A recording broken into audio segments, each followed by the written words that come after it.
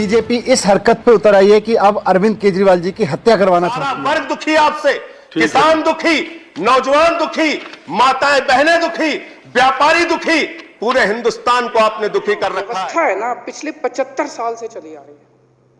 75 साल से इस देश के अंदर जितनी सरकारें आई, सरकार मतलब काम रोको, सरकार मतलब जनता को कुछ करने ना दो, सरकार मतलब जनता के काम रोको, रोकने के लिए बनी है ये सरकारें।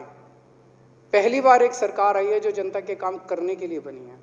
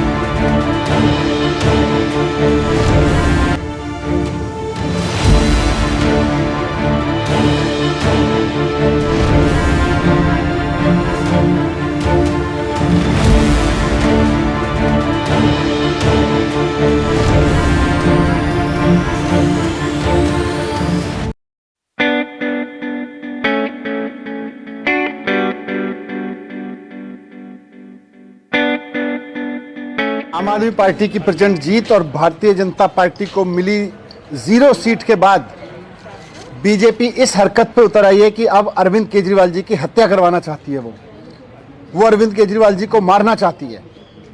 आज पुलिस की मौजूदगी में, पुलिस के साथ भारतीय जनता पार्टी के गुंडे मुख्यमंत्री जी अरविंद केजरीवाल जी के घर पे पहुंचाए गए। उनका सीसीटीवी तोड़े गए, उनके घर के, उनके बूम बैरियर तोड़े गए, सिक्योरिटी के बूम बैरियर तोड़े गए उनके घर के, और सब कुछ पुलिस की मौजूदगी में हुआ। भारतीय जनता पार्टी के गुंडों ने किया जाके। आज जाहिर सी बात है, बहुत साफ दिख रहा था आज कि किस तरह से बहुत सोची समझी साजिश के तहत अरविंद केजरीवाल जी पे हमला किया गया। अरविंद केजरीवाल जी को चुनाव में नहीं हरा पा रही है, अरविंद केजरीवाल जी को पीछे नहीं कर पा रही है, तो अब अरविंद केजरीवाल जी को खत्म करना चाहती है भारतीय जनता पार्टी। अरविंद केजरीवाल जी को हत्या करके उनकी खत्म करने की कोशिश कर रही है। आज का ये पूरा हमला बहुत सोची समझी साजिश के तहत अरविंद केजरीवाल जी के ऊपर हमला किया गया, उनकी हत्या कराने के लिए किया गया। मैं बीजेपी को कहना चाहता हूं कि अरविंद केजरीवाल जी को हाथ लगाने की कोशिश मत करो। इस तरह से हमला करके उनकी हत्या करवाने की साजिश करोगे, ये देश बर्दाश्त नहीं करेगा। आज भारतीय जनता पार्टी ने जिस तरह से जानलेवा हमला किया है, जानबूझ के पुलिस लेके गई वहां पर बूम बैरियर के पास में, गुंडों को लेके गई, उनके सीसीटीवी कैमरे तोड़वाए गए, उनके घर के बूम बैरियर तोड़वाए गए। जो मैंने पहले कहा, फिर से दोहरा रहा हूं कि पंजाब में हार की वजह से, पंजाब में 0 सीट मिली है भारतीय जनता पार्टी को, और पंजाब में आम आदमी पार्टी की प्रचंड जीत हुई है। उससे पूरी तरह से बौखला गई है भारतीय जनता पार्टी। और अब वो केजरीवाल जी को जब चुनाव में नहीं हरा पा रही, जब किसी तरह से साजिशें कर करके नहीं हरा पा रही, तो अब वो उनको मरवाना चाहती है, उनकी हत्या कराना चाहती है। ये बहुत खतरनाक खेल खेल रहे हैं भारतीय जनता पार्टी वाले लोग। और आज जो किया वो केवल और केवल अरविंद केजरीवाल जी की हत्या का एक षड्यंत्र किया है इन्होंने। कोई कंप्लेंट करेंगे? कंप्लेंट कर रहे हैं, सारा सब कुछ पुलिस, जो पुलिस वहां लेके गई है, कंप्लेंट तो उसी से करेंगे। तो ये क्या सर, ये एक तरीके से क्रिमिनल आप इसको देख रहे हैं या पॉलिटिकल देख रहे हैं? किस तरीके का ये जो पूरा आज जो हुआ है केजरीवाल जी के घर? सीधे सीधे क्रिमिनल है, पॉलिटिकल कहाँ है? पॉलिटिक्स तो बहाना है। वास्तव में तो अरविंद केजरीवाल जी को मरवाना है इनका इरादा। ये क्यों लेके गए वहां पे? कैसे किसी मुख्यमंत्री के दरवाजे तक पहुंच सकती है पुलिस इस देश में? ये गुंडे इस तरह से पहुंच सकते हैं इस देश में? केवल और केवल क्योंकि उनकी साजिश है। भारतीय जनता पार्टी पुलिस को साथ में लेके इस हत्या को अंजाम देना चाहती है। सर, पुलिस अधिकारी की तरफ से अभी तक कोई बयान किसी तरह का कोई एक्टिविटी नहीं, अभी आप ही लोग लाओगे बयान तो। Sir, usually there is a barricade when you enter from the main road into that slip road. There is a police barricade, like a heavy barricade, and presence of police there. So what happened to that? I mean, was it there from the morning, or was it absent since the morning, or they broke that? इसी से समझ में आता है ना कि police लेके गई है हत्या करवाने के लिए केजरीवाल जी की, उनके दरवाजे पे लेके गई है बीजेपी के गुंडों को। आज सर, ये तो पहले भी है। ऐसा हुआ है कि जब वो लोग बिल्कुल गेट के पास चले गए, वहाँ पर कुछ लिख दिया, गाली खोल दी, पहले भी तो आज तो सारे सिक्योरिटी कैमरे तोड़ दिए, इसका मतलब साजिश कुछ बड़ी है। सारा बूम बैरियर तोड़ दिया। कैसे सीएम के घर के सामने का एकदम गेट पे लगा हुआ बूम बैरियर तोड़ा जा सकता है? इन हत्यारों को पुलिस लेके आई है। औपचारिक complaint the entire police team that was present acted unitedly and उन्होंने कराया और बिल्कुल कैसे ले गई? पुलिस लेके गई है वहां पे, पुलिस की मौजूदगी में हुआ है सारा कुछ। बूम बैरियर तोड़ा गया है, उनके घर के सीसीटीवी कैमरे तोड़े गए हैं, सब कुछ पुलिस की मौजूदगी में हुआ है। बीजेपी के गुंडे पूरा उत्पात मचा रहे हैं वहां पे। police was just standing by and watching. Just watching. Have you filed a formal complaint till now? We are filing.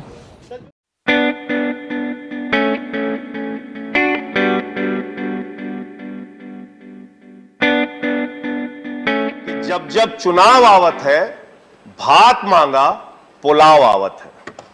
Bharatiya Janata party की हालत यही है मान्यवर। इनकी सरकार, चुनाव आ जाए तो पेट्रोल का दाम कम, डीजल का दाम कम, गैस का दाम कम, सीएनजी का दाम कम, पीएनजी का दाम कम, सारी चीजों में महंगाई कम। चुनाव बीत जाए तो पेट्रोल का दाम महंगा, डीजल का दाम महंगा, गैस के सिलेंडर का दाम महंगा, सीएनजी का दाम महंगा, पीएनजी का दाम महंगा, सारा कुछ महंगा करने में लग जाते हैं। इसका मतलब महंगाई से कोई आपका गोपनीय समझौता है मान्यवर, कोई गोपनीय समझौता है। जब चुनाव आता है आप कहते हैं थोड़ा दूर हो जाओ, जैसे ही चुनाव खत्म होता है कहते हैं आओ हम तुम्हें बढ़ा रहे, आओ तुम्हें बढ़ा रहे। इस गोपनीय रिश्ते का खुलासा कीजिए। आप लोग ये जो झूठे तर्क देते हैं देश के सामने कि भाई इस समय तो युद्ध की स्थिति है, इस समय तो अंतर्राष्ट्रीय बाजार में कच्चे तेल का दाम बढ़ रहा है, अंतर्राष्ट्रीय बाजार में कच्चे तेल का दाम पिछले 7 वर्षों में कब कब बढ़ा और कब कब घटा, और उसके मुताबिक कब कब आपने हिंदुस्तान में डीजल और पेट्रोल का दाम घटाया और बढ़ाया। इसका तथ्य अगर आप सामने रखेंगे तो पूरे देश के सामने आपका चेहरा काला हो जाएगा कि कितना बड़ा झूठ आप इस देश की जनता से बोलते हैं। महंगाई आपको बढ़ाना होता है, उसके लिए 1000 तर्क आपके पास मौजूद है। दूसरी बात अभी तो शुरू हुआ, फिर से बोलना शुरू कर देते हैं लोग। इनको महंगाई बढ़ाना है, सुनना कुछ नहीं है। दूसरी बात मान्यवर, जब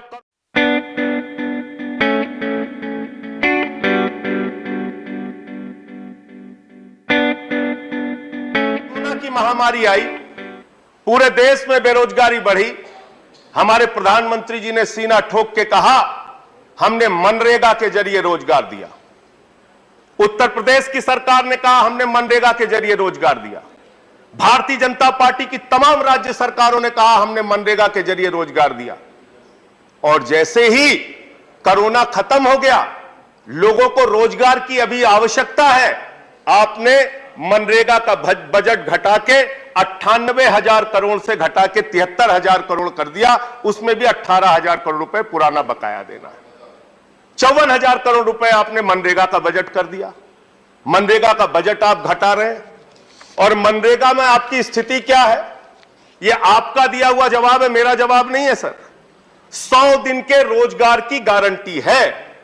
आंध्र प्रदेश में औसत 30 दिन, अरुणाचल में 47 दिन, आसाम में 22 दिन, बिहार में 36 दिन, छत्तीसगढ़ में 29 दिन, गोवा में 19 दिन, ऐसे ऐसे करके मध्य प्रदेश में 31 दिन। साल में मात्र 31 दिन, 30 दिन, 20 दिन आप रोजगार दे पा रहे हैं मनरेगा के जरिए, जिसका आप पूरे हिंदुस्तान में ढिंढोरा पीटते हैं कि हमने मनरेगा के जरिए बहुत रोजगार देने का काम किया।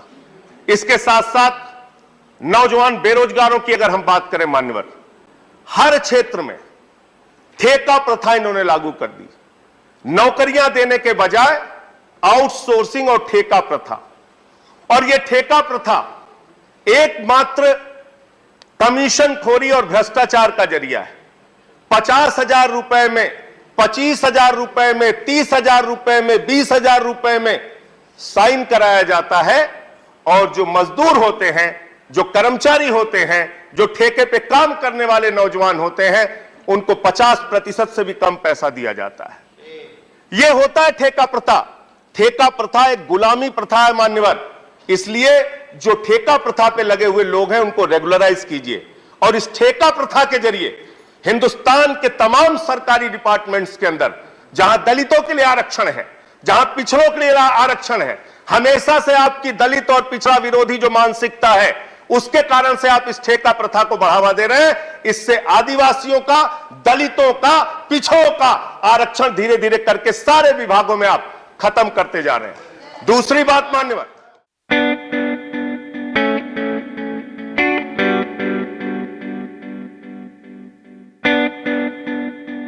काला धन की बात अगर हम कर लें, आप ढिंडोरा पीटते थे 300 लाख करोड़ काला धन आएगा, 50 लाख करोड़ काला धन आएगा। आपके राज में काला धन आना तो दूर की बात है, काला धन बढ़ गया, काला धन बढ़ता जा रहा है आपके राज में। कौन कौन से लोग हैं उसका भी खुलासा कीजिए। किसका काला धन है जो बढ़ा है? बीजेपी के नेताओं का है कि उद्योगपतियों का है कि अधिकारियों का है कि कर्मचारियों का है? किसका काला धन है? कहां से काला धन बढ़ गया, इसका खुलासा कीजिए। काला धन के नाम पर आपने इस देश की जनता को गुमराह किया। लोग आज भी मान्यवर 15 लाख की राह लगाए हुए कि उनके खाते में 15 लाख आएगा, उनके खाते में 15 लाख आएगा। 15 लाख छोड़ दीजिए, 2 करोड़ रोजगार की बात आपने कही, रोजगार आप खत्म करते जाते हैं। रेलवे की भर्ती का जिक्र मैंने किया था मान्यवर, दौड़ा दौड़ा के आप नौजवानों को पीटते हैं, FIR कराते हैं, मुकदमे कराते हैं, रोजगार उनको देते नहीं। एनपीए का जिक्र अभी विनय विश्वम जी कर रहे थे, 10.5 लाख करोड़ रुपए का एनपीए चंद पूंजीपतियों का है मान्यवर, और 10.5 लाख करोड़ रुपए के एनपीए में आपके बड़े बड़े पूंजीपति, उद्योगपति जो आपके मित्रों हैं, जिनको हमारे आदरणीय प्रधानमंत्री जी कहते हैं मेहुल भाई, वो मेहुल भाई 20,000 करोड़ रुपए लेके हिंदुस्तान से भाग जाते हैं। 2900 करोड़ रुपए ललित मोदी लेके भाग जाते हैं। 6,000 करोड़ रुपए नितिन संदेशरा लेके भाग जाते हैं। नीरव मोदी हिंदुस्तान से हजारों करोड़ लूट के भाग जाते हैं। तो मैंने तो इस प्रस्ताव दिया था, और आज इस सदन में आपके माध्यम से मान्यवर मैं कह रहा हूं कि 50 करोड़ से ज्यादा जिस भी उद्योगपति या पूंजीपति का बकाया हो उसका पासपोर्ट जब्त कर लीजिए, वो हिंदुस्तान छोड़कर भागने नहीं पाएगा। अगर वो हिंदुस्तान छोड़कर भाग रहा है तो इसका मतलब लूट में कहीं ना कहीं हिस्सेदारी है, उसको भगाने का काम आप करते हैं, उसको भगाने का काम करते हैं। एक गरीब आदमी मान्यवर 10,000 रुपए का अगर कर्जा ले ले तो उसका कॉलर पकड़ के आप हवालात में बंद कर देते हैं। एक किसान अगर 20,000 का कर्जा ले ले, उसका कॉलर पकड़ के आप उसको जेल में बंद कर देते हैं। लेकिन 20-20 हजार करोड़ रुपए, 10-10 हजार करोड़ रुपए विजय माल्या लेके भाग गया, आज तक वो हिंदुस्तान नहीं आ पा रहा है। तो ये पूंजीपतियों के साथ लूट और लूट के बाद उनको भगाने का जो धंधा चल रहा है, इसको रोकने का एकमात्र तरीका है 50 करोड़ से ज्यादा जो भी कर्जदार हैं उनके पासपोर्ट आप जब्त करने का काम कीजिए।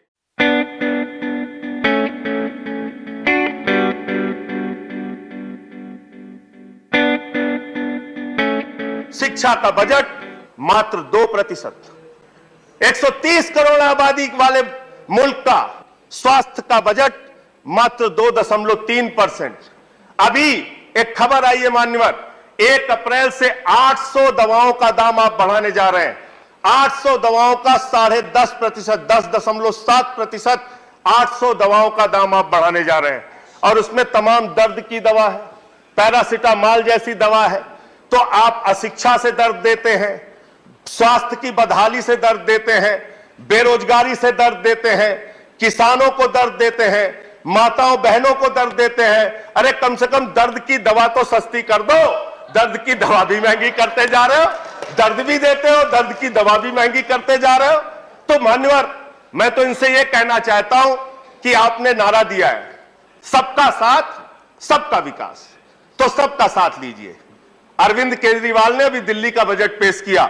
अरविंद केजरीवाल जी के बजट को देखिए, 22% शिक्षा पे खर्च किया, 13% स्वास्थ्य का बजट है, ट्रांसपोर्ट पर, रोड पर 13% का बजट। दिल्ली की सरकार मान्यवर जब आई थी तो 30,000 करोड़ का बजट था, आज 75,000 करोड़ का बजट दिल्ली की सरकार ने पेश किया। 2.5 गुना बजट बढ़ाने का काम किया। एक ईमानदार सरकार चला के दिखाई। अरविंद केजरीवाल जी को गाली गलौज करना छोड़ दो, इनकम टैक्स अफसर हैं, बुला के बैठा लिया करो साथ में, कुछ सिखा देंगे बजट कैसे बनता है, शिक्षा पे, स्वास्थ्य पे, बिजली पे, पानी पे।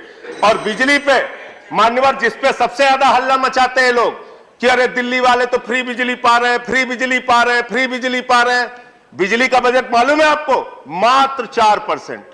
मात्र 4% बजट में दिल्ली की जनता को हम लोग 300 यूनिट बिजली फ्री देने का काम करते हैं। सीखो कुछ अरविंद केजरीवाल से, सीख लो आप लोग। और आप लोग क्या करते हो?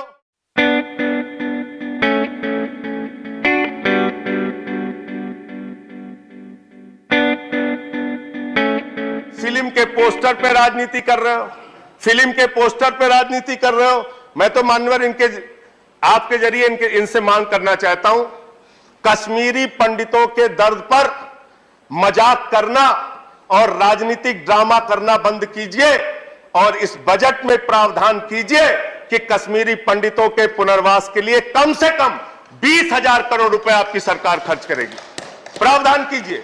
और मैंने तो प्रस्ताव रखा था, सारे सांसद अपने 1 साल की निधि कश्मीरी पंडितों के पुनर्वास के लिए लगाएं। आप राजनीति कर रहे हैं और यहां विनय सहस्त्र बुद्धे साहब बैठे हुए हैं। आपकी भाषा सुनता हूं, मैं बड़ा प्रभावित होता हूं सर आपसे। आपकी भाषा सुन के मैं बड़ा प्रभावित होता हूं। आदरणीय शुक्ला जी बैठे हैं। अरे थोड़ा ये भाषा, ऐसे बोलने की भाषा अपने नेताओं को सिखाइए। खत्म कर रहा हूं सर। हो गया। इनके प्रदेश अध्यक्ष भारतीय जनता पार्टी नहीं, ऐसे नहीं। यही संस्कार सीखते हैं आप लोग। वो गाली दे रहे हैं निर्वाचित मुख्यमंत्री को सर, निर्वाचित मुख्यमंत्री को गाली दे रहे हैं। यही संस्कार सिखाते हैं आप लोग। आरएसएस की शाखा में यही संस्कार सिखाया जाता है। 3 बार के लोकप्रिय मुख्यमंत्री को गाली दी जा रही है सर। इनका प्रदेश अध्यक्ष गाली दे रहा है। तो मैं इसलिए कह रहा हूं मान्यवर, मैं इसलिए कह रहा हूं, ये गाली गलौज करने वाले लोग हैं, ये नफरत और झगड़ा फैलाने वाले लोग हैं, ये देश को बांटने वाले लोग हैं। आज भारत हंगर इंडेक्स में 101 स्थान पे पहुंच गया। भूख के मामले में 101 स्थान पे आपने भारत को पहुंचा दिया। खत्म कर रहा हूं सर, खत्म कर रहा हूं। और हैप्पीनेस के इंडेक्स में 136 नंबर पे भारत को आपने पहुंचा दिया। किसी को खुश नहीं रखते आप। सारा वर्ग दुखी आपसे, किसान दुखी, नौजवान दुखी, माताएं बहनें दुखी, व्यापारी दुखी, पूरे हिंदुस्तान को आपने दुखी कर रखा है। क्योंकि आपकी सरकार गरीबों की सरकार नहीं है।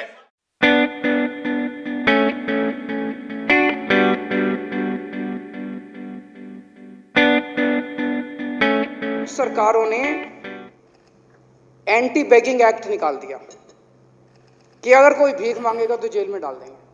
अभी तक तो यही करा कि अगर कोई भीख मांगेगा तो जेल में डाल देंगे। क्यों? उन सरकारों में इंसानियत की कमी थी। कुछ सरकारों ने किया, उनको पकड़ पकड़ के चाइल्ड होम में डाल दिया। वहां इतना बुरा हाल, इतना बुरा ट्रीटमेंट, वो बच्चे वहां से फिर भाग आते हैं, वो फिर वहीं आके। आप ये देखो, कई जगह आपने देखा होगा, ये बच्चे सड़क के किनारे एक गोल चक्कर लेके और उसमें से कैसे कलाबाजी खा रहे होते हैं। उनकी बॉडी आपने देखी है कितनी फ्लेक्सिबल है। मेरे को तो लगता है अगर उनको थोड़ी सी ट्रेनिंग दी जाए, ओलंपिक का अवार्ड ला सकते हैं ये बच्चे। हैं तो अपने देश के ही, किसी ने ध्यान नहीं दिया इन बच्चों की तरफ। हमारी पार्टी की विचारधारा है इंसानियत, हमारी पार्टी की विचारधारा है देश प्रेम। इसीलिए इस बजट में हमने इन बच्चों के लिए शानदार, मैं कह रहा हूं पूरे देश के अंदर प्राइवेट भी देख लेना स्कूल, सबसे शानदार स्कूल बनाएंगे। 10 करोड़ रुपए में बोर्डिंग स्कूल बनाएंगे इन बच्चों के लिए। इन बच्चों के लिए बोर्डिंग स्कूल बनाएंगे, हॉस्टल में रहेंगे, ये 24 घंटे वहीं रहेंगे। इनका साइकोलॉजिकल, इमोशनल सारा देखा जाएगा। उनको बेस्ट एक्सपर्ट्स लेके आएंगे, बेस्ट टीचर्स लेके आएंगे, और यही बच्चे देखना एक दिन आपको ओलंपिक के अवार्ड ला के दिखाएंगे। अध्यक्ष महोदय, मैं पहले इनकम टैक्स में नौकरी किया करता था। दिल में बहुत ज़्यादा जज्बा था कि देश के लिए कुछ करना है। इनकम टैक्स की नौकरी छोड़ी। नौकरी छोड़ने के बाद मैं सुंदर नगरी की झुग्गियों में जाके काम करने लगा। हमारे राजेंद्र पाल गौतम वहाँ से एमएलए हैं। कई दिनों तक मैं झुग्गियों में रहा, खुद भी एक झुग्गी लेके मैं वहीं झुग्गियों में रहता था। मैं देखना चाहता था इस देश के गरीब का दर्द क्या है। वहां मैं देखता था कि धोबी के बच्चे, मोची के बच्चे, मजदूर के बच्चे, रिक्शे वाले के बच्चे सरकारी स्कूलों में जाया करते थे। मैं खुद भी सरकारी स्कूलों में घूमा, वहाँ पे बहुत बुरा हाल था सरकारी स्कूलों का। तो थोड़े दिन तो गरीब आदमी भेजता था अपने बच्चों को सरकारी स्कूल में, फिर लगता था यार इसने पढ़ना लिखना, पढ़ाई लिखाई तो है नहीं सरकारी स्कूल में, इसको काम पे ही लगा दो। वो ड्रॉप आउट रेशियो कहते थे बहुत हाई है, बहुत हाई है ड्रॉप आउट रेशियो, फिर वो उसको काम पे लगा देते थे। तब तो सोचा नहीं था, ऊपर वाले ने कुछ करिश्मा किया, तब सोचा नहीं था कि एक दिन मुख्यमंत्री बन जाएंगे। मुझे बेहद खुशी है कि भगवान ने हमें मौका दिया और आज दिल्ली के सारे सरकारी स्कूलों को ठीक करने का हम लोगों को मौका दिया।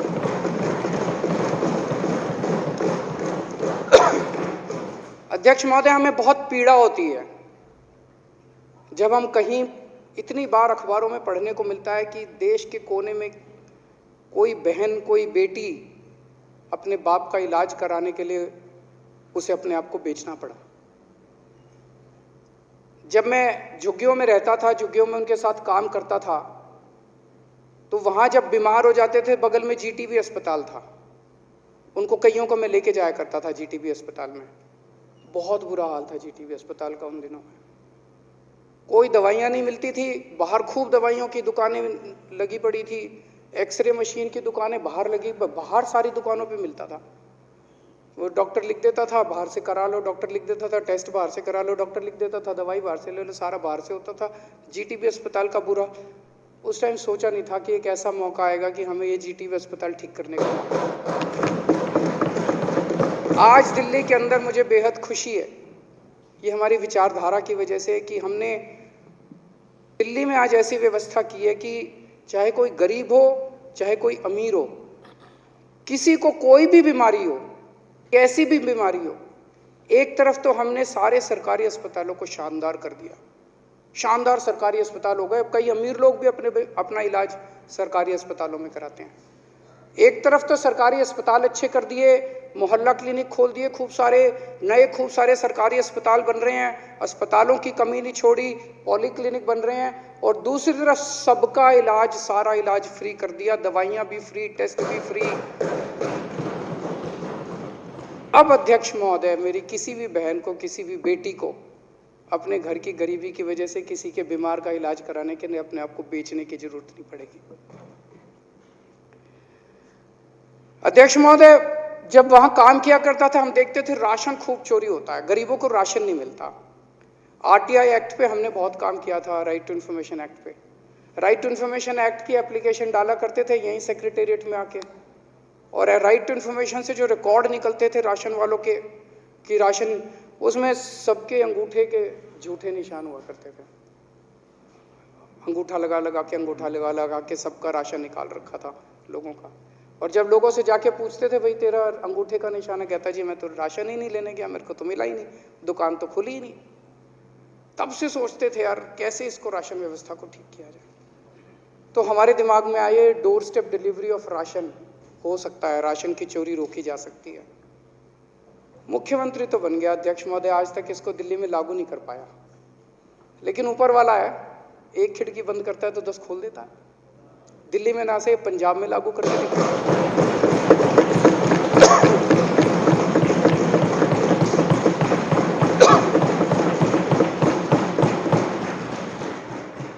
पंजाब में कल भगवंत मान जी ने ऐलान किया है कि door step delivery of ration Punjab के अंदर लागू करेंगे। अध्यक्ष महोदय, 4 साल हो गए मेरे को जूते घिसते घिसते केंद्र सरकार के, सबके पैर पड़ा मैं, सबकी मिन्नतें मानी। मैंने कहा इसमें मेरा तो कोई इंटरेस्ट नहीं है, मैं तो चोरी बंद ही कर रहा हूँ राशन की, मेरे को कर लेने तो डोर स्टेप डिलीवरी करने नहीं दिया इन लोगों ने। ये पहले हमारे मोहल्ला क्लिनिक रोके, 2 साल तक मोहल्ला क्लिनिक की फाइल लेके बैठ गए, किसी तरह से करा के ले आए। फिर सीसीटीवी कैमरों की फाइल लेके बैठ गए, फिर मेरे को, इनको, गोपाल जी को धरना करना पड़ा एलजी साहब के यहाँ, फिर वो सीसीटीवी की फाइल क्लियर करी। ये जो व्यवस्था है ना, पिछले 75 साल से चली आ रही है। 75 साल से इस देश के अंदर जितनी सरकारें आई, सरकार मतलब काम रोको, सरकार मतलब जनता को कुछ करने ना दो, सरकार मतलब जनता के काम रोको, रोकने के लिए बनी है ये सरकारें। पहली बार एक सरकार आई है जो जनता के काम करने के लिए बनी है। इस देश के लोग बहुत आगे बढ़ना चाहते हैं, इस देश में बहुत टैलेंट है। अभी ये मनीष जी बिजनेस ब्लास्टर करवा रहे हैं स्कूलों के अंदर, क्या टैलेंट निकल के आ रहा है, क्या शानदार बच्चे ऐसे ऐसे आइडियाज लेके आ रहे हैं। इन बच्चों को आगे बढ़ने देना है अपने को, इनको रोकना नहीं है। 75 साल से इस देश को रोका गया, घोटा गया, इस देश को गला पकड़ के मतलब करने नहीं दिया लोगों को, इसे बदलना है। अध्यक्ष महोदय, इस देश में जब भी कोई आदमी सुनता है कि इन नेताओं ने भ्रष्टाचार कर दिया, उसके आग लग जाती है अंदर, मन करता है यार कुछ करो इसका। इतना भ्रष्टाचार 75 साल में इन सारी पार्टियों ने, इन्होंने नेताओं ने लूटने में कोई कसर नहीं छोड़ी, जम के लूटा इन्होंने। वो दूसरे वाले हैं, उनकी लंबी लिस्ट है, कॉमनवेल्थ गेम्स, 2G, कोयला, स्पेक्ट्रम, लंबी लिस्ट है उनकी। और ये हैं, इनकी लिस्ट है, राफेल, सहारा बिड़ला, ताबूत घोटाला, बहुत है, Vyapam scam, GSPC scam, Vijay Mallya को भगा दिया, Lalit gate scam, Panama papers, इनकी भी लंबी लिस्ट है। यहाँ तक कि देश की डिफेंस को भी नहीं छोड़ा। उन्होंने बोफर्स घोटाला किया, इन्होंने राफेल घोटाला किया, देश के डिफेंस को भी इन लोगों ने नहीं छोड़ा। जनता को बहुत ज़्यादा तकलीफ होती है। एक तो जनता देखती है कि उनका पैसा लूट लिया, देश को लूट लिया, और दूसरे देखते कि सारे क्लीन चिट हो गई सबको। भ्रष्टाचार तो हुआ लेकिन किसी ने नहीं किया, कोई पकड़ा नहीं गया। आज तक 75 साल में कोई भ्रष्टाचार के लिए जेल नहीं गया, सारे छूट गए। तो एक तरह से जनता के जले पे नमक छिड़कते हैं। मेरा मानना है भ्रष्टाचार को देश के साथ गद्दारी का ऐलान कर देना चाहिए। जो भ्रष्टाचार करेगा उसे गद्दारी माना जाएगा, देश के साथ गद्दारी कर रहा है वो, उसको गद्दारी का वो देना चाहिए। आम आदमी पार्टी में इन्होंने सारा सब कुछ चेक कर लिया, हमारा एक नया, नहीं तो छोड़ देते ये मेरे को, मेरी कोई फाइल खोल लेते, मेरे को भी ब्लैकमेल करते जैसे इनका स्टाइल है। इन्होंने एक शुंगलू कमीशन बिठाया, शुंगलू कमीशन में 400 फाइलें गई, 400 फाइलों 3 बड़े बड़े IAS अफसर उन्होंने बैठ के हमारी 400 फाइलें देखी, उनको एक नए पैसे की चोरी नहीं मिली। फिर इन्होंने CBI भेजी, मेरे घर पे CBI की रेड कराई, मेरे दफ्तर में CBI की रेड कराई, इनके घर पे रेड कराई, इनके घर पे रेड कराई, कुछ नहीं मिला। मेरे बेडरूम में घुस गए, उनको लगा शायद वो जो कच्ची पर्चियां होती हैं, कच्चा हिसाब होता है, वो बेडरूम में ही होता होगा, बेडरूम में भी कुछ नहीं मिला। हम कट्टर ईमानदार हैं अध्यक्ष महोदय, और अगर हमारा कोई किसी दिन पकड़ा गया तो सबको कह रखा है जितनी सजा दूसरों को मिलती है डबल सजा दिलवाऊंगा, किसी को छोड़ूंगा नहीं, किसी को बख्शूंगा नहीं।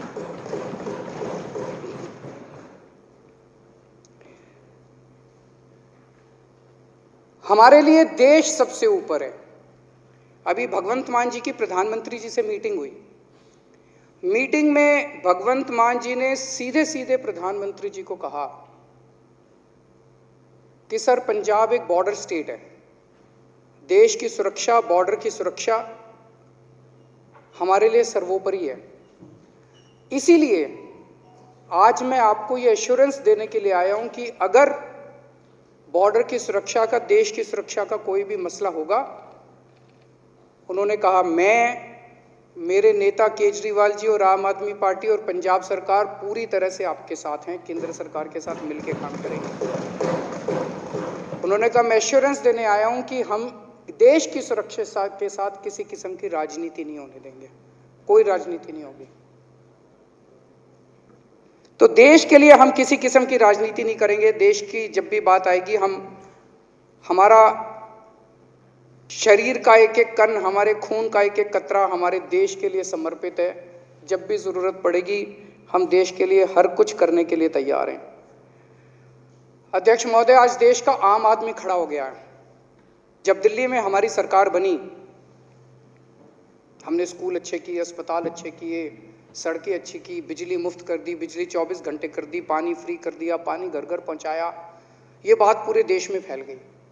पूरे देश के लोगों को लगा यार हो तो सकता है, करा नहीं इन्होंने अभी तक, 75 साल में इन्होंने करा नहीं, हो तो सकता है। तो कामों को लेके पूरे देश में एक उम्मीद जागी। और जब से पंजाब के नतीजे आए हैं तो लोगों को लगता है यार अब ये ईमानदारी और ये देशभक्ति की जो हवा बहने लगी, अब ये धीरे धीरे पूरे देश के अंदर बहेगी। पूरे देश के अंदर आज एक उम्मीद की किरण जागी है। पूरा देश खड़ा हो रहा है, एक आम आदमी इस देश का खड़ा हो रहा है। अब ईमानदारी और देशभक्ति की लहर जो है ये पूरे देश में फैलेगी। मैं इस बजट का पूरी तरह से समर्थन करता हूं। बहुत बहुत शुक्रिया।